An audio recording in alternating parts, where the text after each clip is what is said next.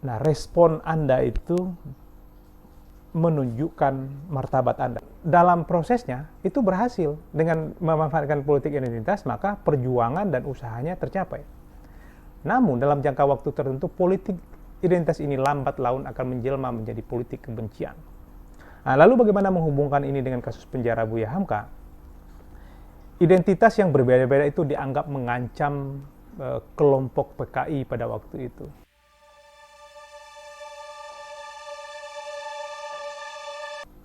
Bismillahirrahmanirrahim. Assalamualaikum warahmatullahi wabarakatuh. Kita berjumpa lagi, sahabat-sahabat pencinta ilmu. Kita akan lanjutkan diskusi kita terkait dengan politik kebencian, yang salah satu kasus yang akan kita bahas ini adalah kasus pemenjaraan Buya Hamka yang sudah kita mulai pada 2 episode sebelumnya. Pada sesi ini kita akan mencoba untuk membahas peristiwa itu dengan pendekatan teori yang mudah-mudahan akan bisa mengantarkan kita pada pemahaman yang lebih komprehensif terkait dengan proses pemenjaraan Buya Hamka. Jadi melihat peristiwa pemenjaraan Buya Hamka, tentu kita beranggapan bahwa betapa kejamnya politik. Sebenarnya tidak hanya Hamka yang bermasalah pada waktu itu, yang dimasalahkan pada waktu itu. Ada tokoh lain dan banyak tokoh yang lain lagi. Tokoh lainnya itu Sultan Takdir Ali Syahbana. Beliau ini sangat terkenal sekali karena salah satu pendiri Universitas Nasional dan akhirnya memimpin Universitas Nasional. Sultan Takdir Ali Syahbana ini terusir dari bangsanya Indonesia dan harus keluar negeri, yaitu ke Malaysia, dan baru pulang pada tahun 1967 ketika kekuatan PKI sudah selesai dan kepemimpinan Soekarno juga sudah berakhir. Mungkin di antara kita ada yang bertanya-tanya, sejak kapan sih sebenarnya politik sekejam itu, sebiadab itu, sejelek itu, sehingga mengorbankan begitu banyak orang baik? Saya berkesimpulan, tentu berdasarkan bacaan-bacaan sejarah politik, ya politik yang memang sudah seperti itu dari dulu. Secara terang-benderang misalnya, Socrates, bapak para filosof, beliau ini adalah gurunya Plato, kakek gurunya Aristoteles, kemudian buyut gurunya Alexander the Great. Dia dibunuh dengan dipaksa meminum racun karena dituduh oleh kelompok penguasa melakukan tindakan meracuni otak kaum muda Yunani pada waktu itu. Dia dituduh membuat agama baru yang bernama filsafat. Dituduh makar untuk menggulingkan pemerintahan.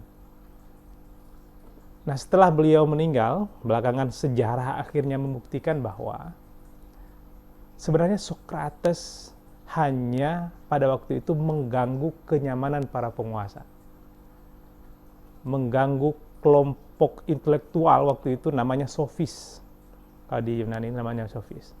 Maka dicari-carilah akal bagaimana supaya Socrates ini disingkirkan. Sehingga pada akhirnya Socrates memang tewas akibat dipaksa meminum racun. Lalu Anda mungkin bertanya lagi, sampai kapan kejamnya politik, jahatnya politik, kerusakan yang ada di politik ini akan selesai? Jawabannya, ya entahlah.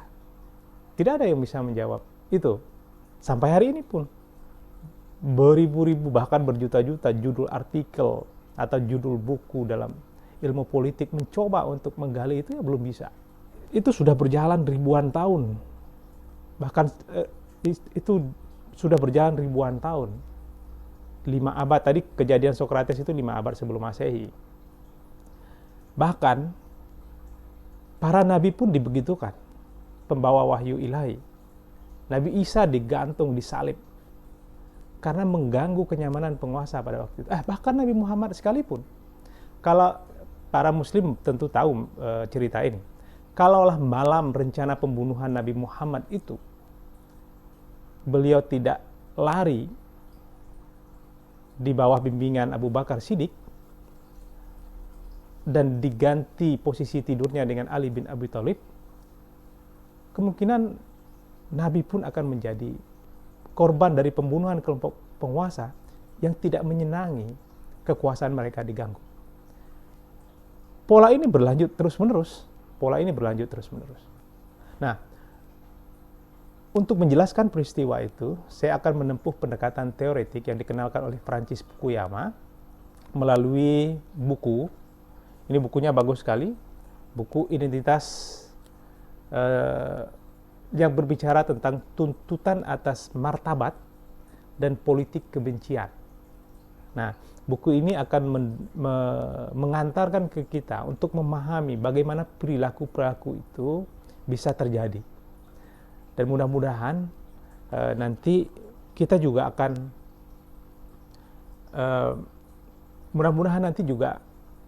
saya memiliki kemampuan untuk mencoba menganalisis bagaimana supaya politik kebencian itu, kalaupun tidak bisa dihilangkan, dikurangi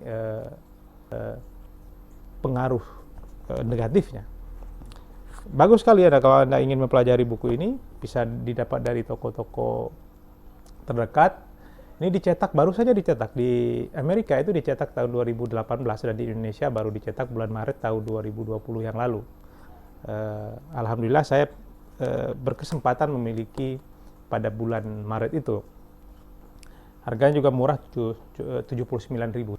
Buku ini akan sangat bagus bagi kita, memberikan pemahaman bagaimana sampai muncul dan terjadinya politik kebencian yang dampaknya itu bisa macam-macam. Korbannya itu bisa dari level hanya dibully, nanti sampai level dimusnahkan. Di banyak kondisi, termasuk dalam politik. Fukuyama di dalam buku ini banyak bicara tentang Trump di Amerika, Donald Trump di Amerika, yang nasionalis berat ke Amerika, sehingga kelompok-kelompok lain di Amerika itu dianggap tidak cukup untuk mensupport Amerika. Buku ini juga menjelaskan tentang Brexit di Inggris, bagaimana orang-orang yang pro Brexit itu maksudnya Inggris keluar dari Uni Eropa karena merasa Inggris jauh lebih unggul dari yang lain. Nah, di samping itu, buku ini juga membahas tentang cerita singkat bagaimana pada usia 10 tahun Osama bin Laden itu pernah menangis di depan televisi, dipergoki oleh ibunya atau dilihat oleh ibunya karena dia melihat zolimnya kelompok Zionis terhadap Palestina. Dari umur 10 tahun dia sudah memiliki itu. Nah, perasaan-perasaan seperti itu tadi, itu sebenarnya ejawantah atau implikasi dari harga diri.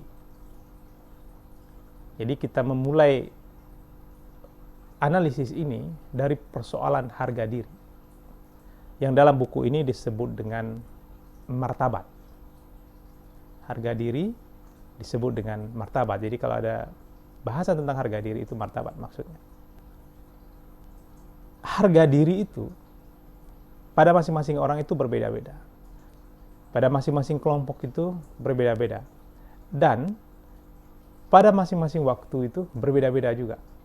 Jadi boleh jadi harga dirinya, kalau kita membuat skala harga diri misalnya 1 sampai 100, kadang-kadang harga dirinya ada di 100, kadang-kadang ada di 50, kadang-kadang ada di 20. Bisa berubah-ubah tergantung waktu, tempat, dan lingkungan yang memengaruhi mereka. Tapi meskipun harga diri itu bervariasi, dia yang menjadi pokok dari pembahasan ini adalah bahwa semua orang memiliki harga diri. Semua orang ingin dihargai. Semua orang ingin bermartabat. Jadi martabat orang itu tergantung pemahaman dia terhadap harga dirinya. Jadi martabatnya itu ya tergantung bagaimana dia mengenal dirinya. Osama bin Laden mengenal dirinya bahwa Osama bin Laden merasa bermartabat kalau agamanya dibela. Jadi faktor harga diri itu luar biasa penting. Dan harga diri inilah yang akan mengantarkan kita pada tingkatan-tingkatan selanjutnya dari harga diri. Nah, karena tadi kita mulai dari harga diri, namun meskipun harga diri itu berbeda-beda antara satu orang dengan orang yang lain, tetapi yang paling penting adalah semua orang ingin dihargai, walaupun levelnya berbeda-beda. tetapi semua orang ingin dihargai. Nah, itu tingkat paling dasar, fondasinya. Tetapi setelah fondasi itu, ada sesuatu yang cukup penting juga dibahas oleh Fukuyama, yang akhirnya mengantarkan kita bagaimana kita memahami politik kebencian itu bekerja. Fukuyama kemudian menjelaskan bahwa setelah orang memiliki martabatnya, setelah orang memiliki harga dirinya, dia ingin citra martabat yang dia miliki itu, harga diri yang dia miliki itu mendapat pengakuan dari kelompok-kelompok lain atau dari orang-orang lain. Oleh Fukuyama disebut dengan timos.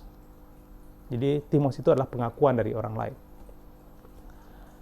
Lalu setelah mereka mendapat pengakuan, ada satu level lagi yang lebih tinggi, dia ingin disetarakan dengan kelompok lain. Jadi misalnya begini ya, ada kelompok marginal yang diakui. Ada banyak kan contohnya di Indian di Amerika, aborigin di Australia dan seterusnya. Di samping ingin diakui, mereka ingin disetarakan, harus sama dengan orang yang lain. Maka kelompok kulit yang berwarna atau kelompok kulit hitam misalnya di Eropa dan di Amerika, mereka ingin setara dengan orang-orang kulit putih dan banyak lagi contoh-contoh yang lain. Kita juga begitu. Ketika kehadiran kita sudah diakui dalam satu kelompok, kita ingin setara dengan yang lain. Itu level yang kedua. Nah, ada level yang lebih tinggi. Level kedua ini namanya isotimia. Isotimia yang disebut. Jadi setelah diakui, disetarakan, diakui itu namanya timos, disetarakan namanya isotimia.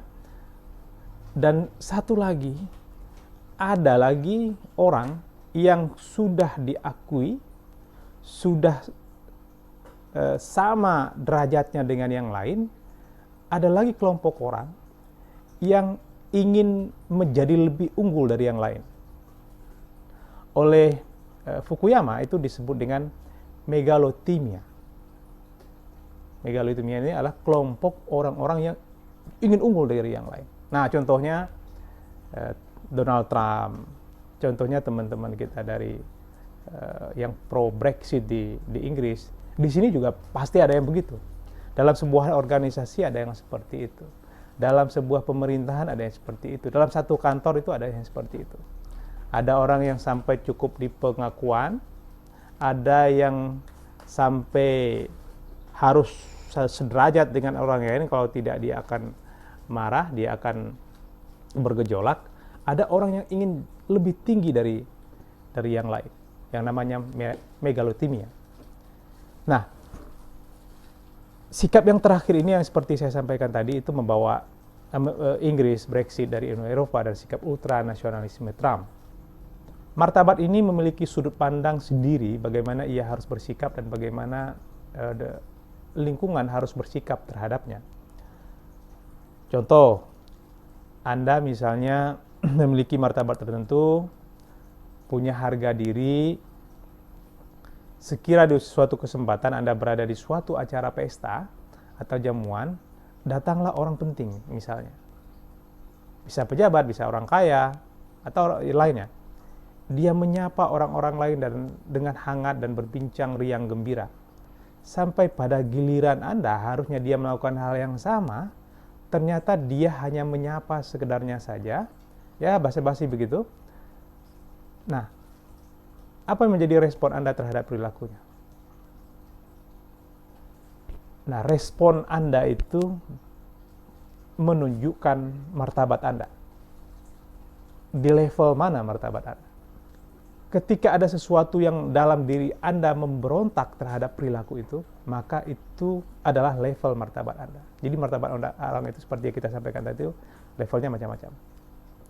Martabat inilah yang mendorong untuk bertahan dan berjuang mencapai level yang lebih tinggi agar tidak ditindas oleh kelompok lain yang martabatnya berbeda-beda, yang kehadirannya akan menghancurkan keberadaan martabat yang mereka miliki. Nah, kehadiran atau eksistensi kelompok lain yang mengancam itu secara otomatis akan menjadi musuh bagi kelompok lainnya kalau posisinya mengancam. Jadi kelompok yang bermartabat A bertemu dengan kelompok bermartabat B yang saling bertentangan, itu saling mengancam. Jadi contoh misalnya kelompok kaya martabatnya diatur oleh lingkungan kekayaan itu menjadi musuh bagi kelompok miskin yang martabatnya berbeda-beda atau berbeda dengan kelompok yang kaya tadi.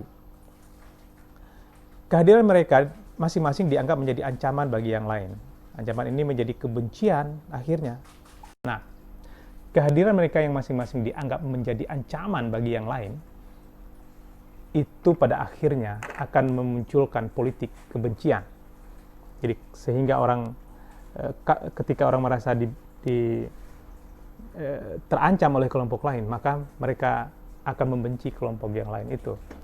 Kalau secara individu mungkin pengaruhnya tidak akan luas, tapi kalau secara kelompok atau bahkan kalau sudah level negara tertentu, itu akan menjadi ancaman dan akan berimplikasi sangat negatif yang cukup besar. Nah, dalam banyak kasus banyak politisi yang berhasil menggunakan politik kebencian ini untuk menarik simpati, bahkan menggerakkan kelompoknya.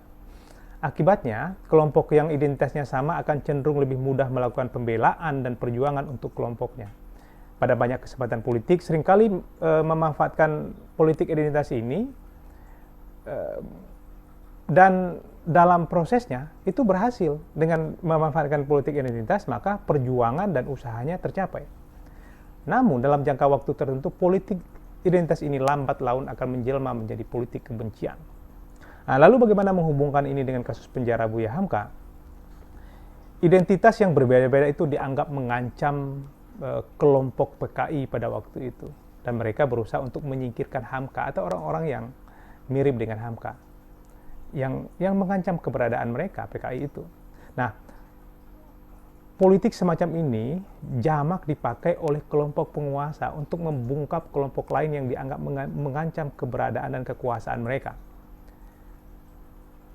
Sepanjang proses terbentuknya identitas itu seperti yang saya jelaskan di atas tadi, maka ketika mereka selalu dijejali dengan ideologi yang sama, semangat yang sama, cerita yang sama, perilaku yang sama, maka dia akan membentuk martabat atas dasar informasi itu tadi, itu ideologi dan seterusnya itu. Semakin kuat pengaruh itu semua, maka semakin kuat martabat tertanam dalam diri seseorang, semakin mudah dia menganggap dirinya bagian dari atau bagian terpisah dari kelompok lain. Pada saat itulah betapa mudahnya sulut api kebencian bisa dihidupkan, terutama untuk kepentingan tertentu, politik, ekonomi, dan seterusnya. Nah, kalau Anda ingin memperoleh informasi yang cukup valid secara visual, Anda tonton film Hotel Mumbai. Hotel Mumbai itu bicara tentang kelompok teroris yang dibayar oleh kelompok tertentu untuk jihad melawan musuh yang mereka anggap musuh. Dalam kasus itu orang Amerika. Film itu cukup bagus menggambarkan apa yang saya sampaikan tadi, bagaimana sebuah kebencian itu terejawantahkan dalam bentuk perilaku pembunuhan, penghancuran terhadap kelompok tertentu. Nah, bagaimana kita harus belajar dari peristiwa ini? Pertama-tama saya minta maaf karena boleh jadi formula yang saya pakai dianggap saya sedang memperjuangkan martabat dan identitas yang saya miliki. Bukan itu maksudnya. Ini semata-mata saya adalah Muslim yang pernah belajar bagaimana Islam memandang perbedaan identitas yang menyebabkan kebencian itu tadi, yang akhirnya ditangkap oleh kelompok politisi dan mengubahnya menjadi politik kebencian terhadap kelompok lain, yang akibatnya tidak hanya bahaya, tapi sangat-sangat berbahaya. Kalau saya membenci Anda, paling yang menerima getahnya adalah Anda sendiri, atau paling jauh keluarga dekat Anda lah. Tetapi kalau satu kelompok membenci kelompok yang lain, maka Anda bisa tahu akibatnya. Apalagi satu kelompok ini sedang memegang kekuasaan, sedang memiliki kewenangan besar, luar biasa. Saya tak sanggup membayangkan bagaimana akibat buruknya terhadap kelompok yang lain yang tidak sedang berkuasa. izinkan saya mengutip satu ayat dalam Al-Quran. Mudah-mudahan bacaan saya tidak keliru. Bismillahirrahmanirrahim. Ya ayuhan nas, inna khalaqnakum min dzakarin wa unsa wa ja'alnakum syu'uban wa qabaila lita'arafu. Inna akramakum indallahi atqakum. Innallaha alimun khabir. Artinya begini. Wahai manusia, sesungguhnya saya Allah Subhanahu wa taala telah menciptakan kamu dari jenis laki-laki dan perempuan dan menjadikan kamu atau membagimu atau mengelompokkan kamu berdasarkan bangsa dan suku-suku bangsa agar kamu saling mengenal. Mengenal itu bukan hanya tahu namanya, tapi agar kamu saling memahami bahwa satu kelompok dengan kelompok yang lain itu memang ada perbedaan. Sesungguhnya orang yang paling mulia di antara kamu di sisi Allah adalah orang yang paling bertakwa. Sesungguhnya Allah Maha mengetahui. Nah, ayat ini jika dijadikan sebuah teori dan dikaji untuk menjelaskan peristiwa sosial yang ada di lingkungan masyarakat satu bangsa atau masyarakat dunia, dia akan menjadi salah satu pengobat mujarab untuk menghentikan politik kebencian atas dasar superioritas kelompok atau martabat suatu kelompok tertentu. Karena berdasarkan ayat tadi itu, martabat bukan penghambaan kepada harga diri yang sangat subjektif, namun sesungguhnya penghambaan terhadap pencipta. Meskipun tidak sedikit justru kita lihat dalam beberapa contoh, orang-orang yang menghamba kepada pencipta menggunakan alasan itu untuk membenci kelompok yang lain. Nauzubillah. Wallahu a'lam bishawab. Terakhir, sampai kapan politik kebencian ini akan berakhir? Tidak ada jawaban pastinya seperti yang saya sampaikan tadi, tapi kira-kira saya akan menyampaikan sampai Anda tidak lagi dianggap berbahaya bagi yang lain, sampai Anda menganggap orang lain tidak berbahaya bagi Anda. Tapi selagi itu masih ada, maksudnya Anda masih merasa bahwa Anda berbahaya bagi kelompok lain atau orang lain masih berbahaya bagi Anda, maka akan ada selalu kebencian itu. Maka akan selalu dimanfaatkan politik kebencian itu. Kitalah yang menentukan kadar kebencian itu. Semakin besar kadar kebencian, maka semakin tinggi risikonya, semakin buruk akibatnya bagi kita sendiri, bagi bangsa, dan bagi dunia. Selamat menganalisis. Salam pecinta ilmu. Assalamualaikum warahmatullahi wabarakatuh.